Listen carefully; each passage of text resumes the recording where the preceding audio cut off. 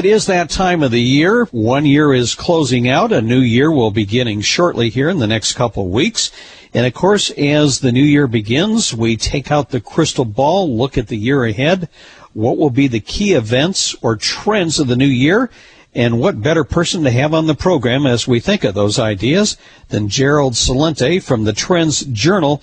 And, Gerald, let me just read something that you just wrote here as we get into some of your top trends for 2010.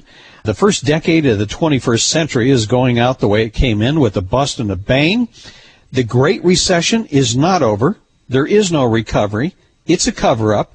And alarmingly, expect another wave of terrorism, possibly of the 9/11 magnitude.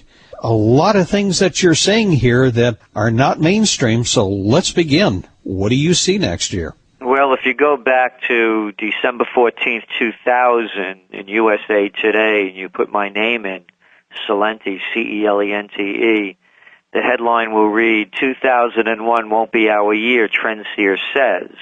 And we warned that a wave of anti-Americanism would sweep the globe and Americans wouldn't be safe at home or abroad.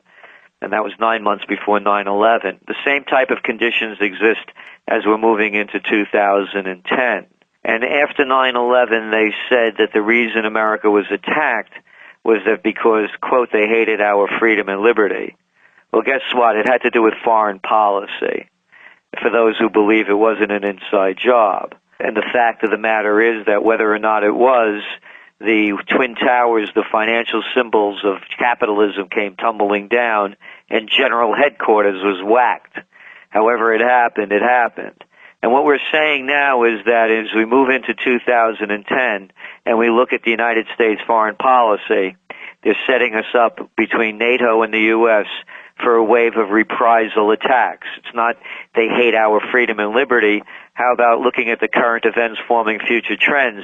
And day after day, week after week, you hear about Predator missiles hitting in Pakistan and Afghanistan and other areas and killing scores of people.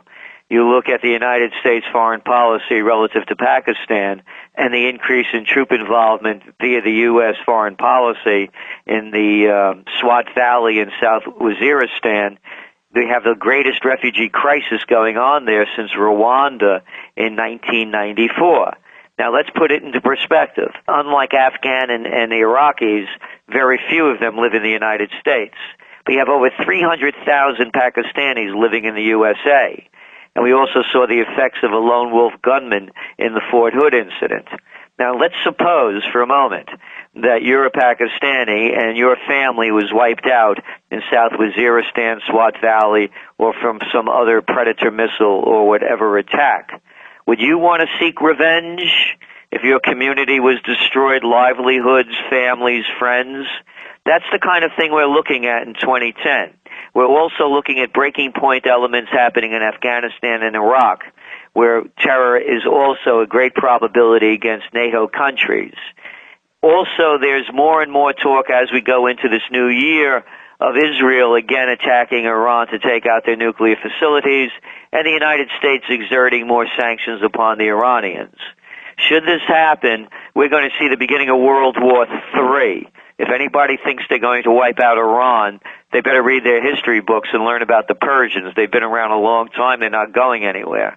So these are the things we're concerned about. We're saying them because when you go back to 2000, I was prepared for it. One of the first things I did was try to get my CDs out of the bank because I live right north of Ground Zero.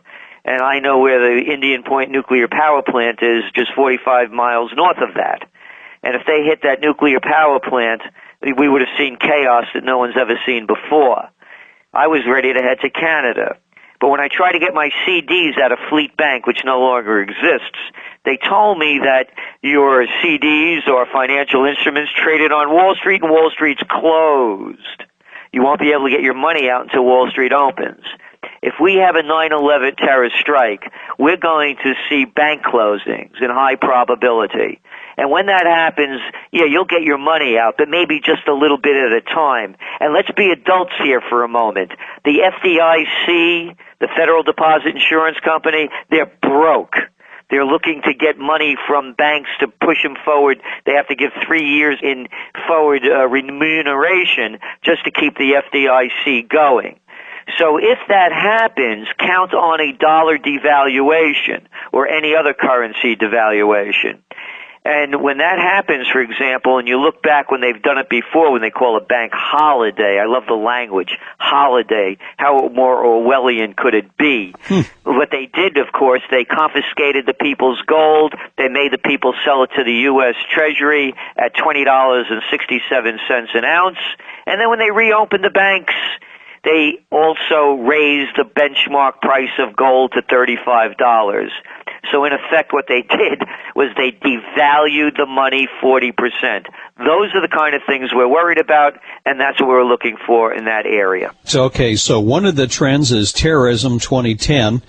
Another trend that you have for next year is the crash of 2010. Let's talk about that. Well, we had forecast in 2008 that we would see the collapse of 2009, and of course in 2007 we predicted the panic of 2008. We did have the collapse of 2009. It happened in March of 2009. The world equity markets collapsed, and all they've been doing is they've prevented them from hitting the ground by propping them up with trillions of dollars worth of phantom money printed out of thin air, backed by nothing and producing nothing. And they've done this throughout the world. Central banks from Australia to China, from the UK to the US, you name it, they've been dumping trillions in Europe alone, 5.3 trillion. And what the scheme is this. What they do is the central banks loan commercial banks money, and the commercial banks give them as collateral their mortgage-backed securities and other assets. Let's call it junk. They have nothing. They have worthless paper. And that's not worth the digital paper it's printed on. So what we're going to see now is the stimulus money running out in 2010. The European Union has already said they're not going to continue to throw more money in. And as we know in the U.S., they're going to have to unwind at some point. And already interest rates are at near zero.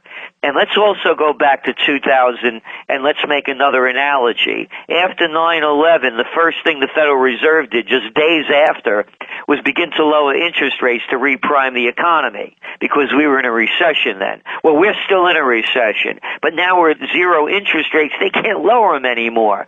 So we're looking